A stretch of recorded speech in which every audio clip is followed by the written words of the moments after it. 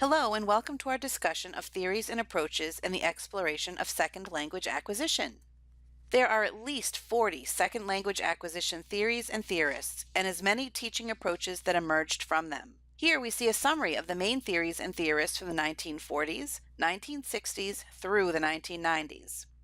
In this presentation, we will go through the development of these theories and look at the teaching approaches that came out of them. Prior to behaviorism, the field of SLA didn't really exist in the way we think of it today, and languages were taught without much research or understanding of how they were learned or acquired. So we begin our discussion with behaviorism. There are many approaches to addressing SLA in the classroom that came out of the theories previously noted. Here we see the four big ones. The first one, structure-based approaches, refers to the approaches used prior to behaviorism, approaches that focused on the structure of the language and on the understanding of reading passages, not on producing the language through speaking or writing. Think of how Latin was and is taught. Perhaps some of you are old enough to have been taught French or German in this way as well, conjugating verbs, translating reading passages, or filling out worksheets. Following this approach, the emergence of behaviorism, which changed this notion by viewing language as something people do, and that to learn a new language is to learn a new behavior. From behaviorism comes the audiolingual approach, which focused on producing the language. Krashen's theories, which likened second language acquisition to first language acquisition, led to the development of several approaches and methods, including what is referred to as the naturalistic approach, along with the immersion method and total physical response, or TPR. The communicative approach came about a bit later, and while there continues to be research and development in the field, this is essentially where the field of SLA has landed. While there has been an evolution in the field of SLA, each of the approaches has some merit and elements to them that continue to be used effectively by English language teachers. Let's take a closer look. We start with the structure-based approach. Characteristics of this approach include the focus on teaching students about the language, but not necessarily how to use the language to communicate. The rules and vocabulary of the language are taught apart from any actual communicative activity. For example, they have students conjugating verbs. The result is often that the learner can read and understand the language, but not necessarily be able to produce it fluently at all. Some activities you might see if you observed an instructor who practices the structure-based approach include explicit instruction relating to the rules of grammar, the use of vocabulary lists, lots of worksheets, predetermined and stringent order of instruction, and more teacher-directed instruction. There's also a greater focus on learning about the language and less on how to use it. While this approach does not mirror how we actually learned our first language, it is not without its merits. Most likely, most of you do some of these things in your ESOL class occasionally. As long as they're not the only things you do, these practices have a purpose. They help language learners to know that there are grammatical rules and how to apply them. This ability, also known as language awareness, can help language learners speak and write with more accuracy. Take a moment to reflect on your practice. What are the problems or limitations with this approach? Do you ever use any of these activities in your classroom? One of the main limitations of the grammar translation approach is that learners are usually not able to communicate in the target language after studying it. So the audiolingual approach emerged around the time that behaviorism was gaining traction in the field of psychology. It was believed that language was a behavior and the acquisition was a matter of habit formation. Using this approach, the teacher presents a model of a correct sentence, and then the student repeats and memorizes that properly formed sentence without necessarily understanding the meaning. This is called the audiolingual method, and it is still used today. The Pimsleur method is one example. If nothing else, a language learner would be able to speak the language. Activities used to deliver this type of instruction include listen and repeat, worksheets and drills, teacher-driven instruction, and memorization. You might say to yourself, this seems like an outdated approach to instruction. Does the audiolingual approach have a place in today's classroom? When might this approach be useful? The answer is yes. Some examples of appropriate use of ALA include reciting a script to aid fluency or encouraging some memorization of vocabulary. Choral repetition for speaking and pronunciation practice is also a good exercise that demonstrates ALA and is an excellent exercise for students not comfortable with speaking. The idea that language is simply a behavior or habit that can be formed through copying and repetition was strongly refuted by the cognitive scientist and linguist Noam Chomsky, who rightly pointed out that language is more complex and creative than that, and that the human brain is primed to create and use language. While Chomsky focused on language acquisition, Stephen Krashen, another cognitive linguist, built on Chomsky's idea to develop his own about second language acquisition. While Krashen emphasized the importance of rich language input for second language acquisition, Merrill Swain's contribution was to raise the importance of the language learner's language production or output. We'll get more deeply into both Krashen and Swain and language input and output shortly. We'll finish this brief chronology of the evolution of SLA theories with mention of Michael Long's interaction hypothesis.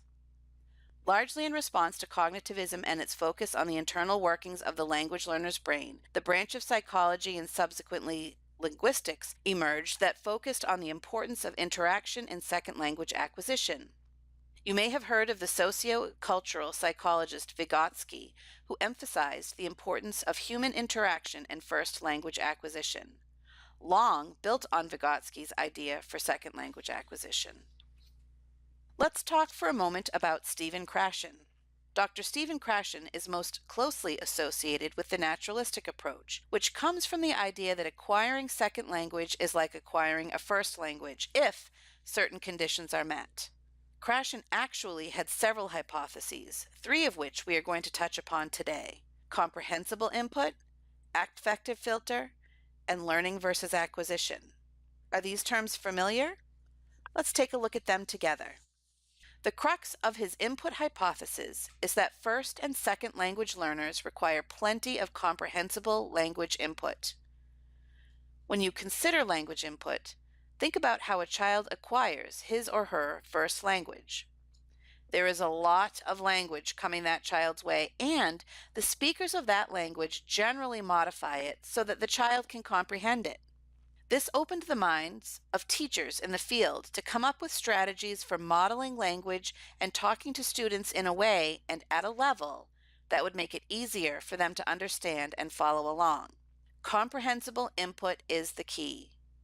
The affective filter is what Krashen refers to when discussing a student's emotional state while learning. If the affective filter is high, it interferes with the language input coming in. The three factors that raise or lower a learner's affective filter are confidence, motivation, and anxiety levels.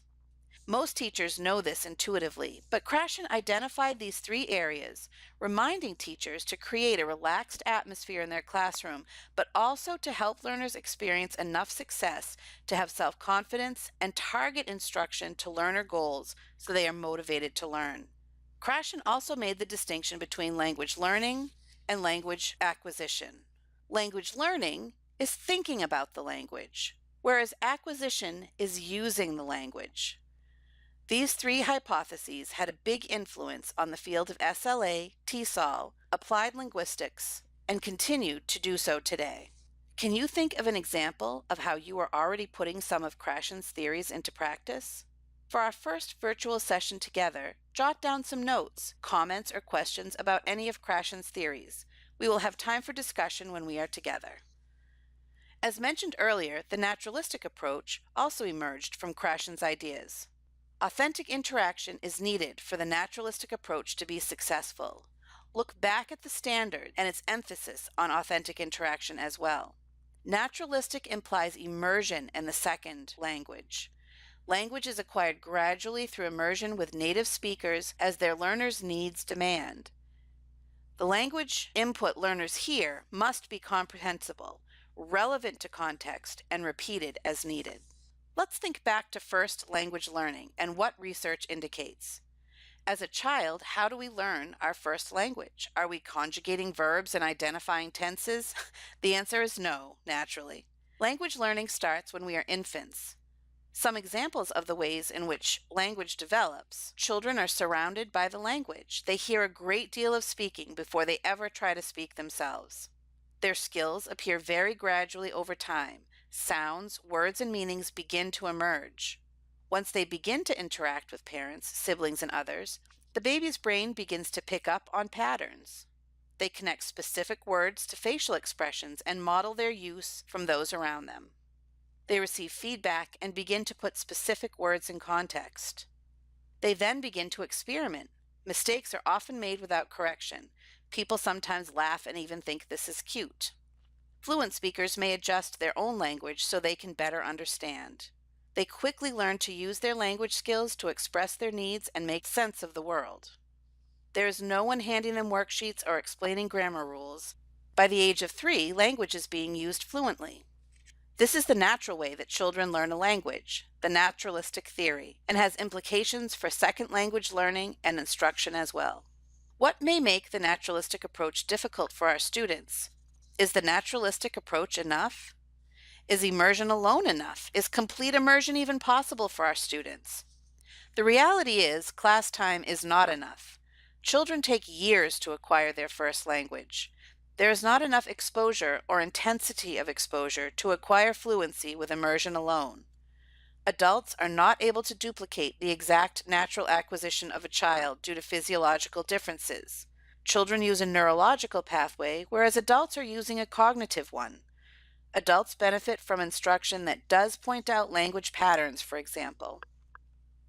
People may have proficiency in certain areas. For example, their language may be contextualized for their particular work, but outside of the workplace, their proficiency and comfort level are much decreased. Using the naturalistic approach and recalling the language development progression we have discussed, what kinds of activities could be incorporated into your instructional practices to provide a more authentic, relevant learning environment for your students? We can see how the naturalistic approach has value, but that there are other things a second language instructor can do besides simply immersing the student in a rich language environment and providing comprehensible input. Dr. Merrill Swain theorized that not only do adult students need comprehensible input in a relaxed and supportive environment, they need communicative tasks that push them to actually produce and use language to make themselves understood. When you consider output, think about speaking and writing, pushed output. Swain also hypothesized that through language production, language learners notice patterns and communication breakdowns. They try out different things until they get it right, and then internalize the elements of the language they are learning. Think about an example of an activity or approach that would push a student to produce language to make him or herself understood. How or why might this language production exercise help a learner internalize the language? Again, jot down some notes, comments, or questions about any of Swain's theories. We will have time for discussion when we are together. In the 1990s, Dr. Michael Long developed the interaction hypothesis. The interaction hypothesis emphasizes the importance of giving learners many authentic opportunities for negotiation of meaning with another person or text. In authentic interaction, learners encounter communication problems. Their negotiation of the problem provides feedback to both speakers on what needs to be modified to make it comprehensible. The language in an authentic interaction is not derived from a textbook, but emerges from the immediate communication needs of the students. If you think of interactions you have every day, you realize that communication breakdowns happen all of the time, even among native speakers. We all use strategies to resolve these. In SLA, these strategies are called negotiation for meaning. We modify our language according to who we are talking to, or the topic and the context, and we simplify, repeat, clarify, and rephrase. Think about situations where you have had to negotiate meaning or modify your language to allow your learners or a conversation partner to better understand. Do you have an example of a student activity that might provide for this opportunity? Again, jot down some notes, comments, or questions about any of Swain's theories. Take some time to consider what we have discussed here today. In preparation for our first virtual session, reflect on the questions that have been asked during this brief presentation. Also, take some time with the following questions and be prepared to discuss them at our session. What final thoughts or questions do you have on these main research theories? Which of the theories or theorists speak to you? Which might you like more information on? How might this theoretical information impact your practice? These theories and approaches are not exclusive. You will not teach solely an audiolingual, structure-based curriculum or a naturalistic curriculum. An effective teacher interweaves approaches to provide the instructional tools needed to meet the needs of his or her students. Don't forget to consider the questions and reflections included in this presentation for discussion when we are together. Thank you.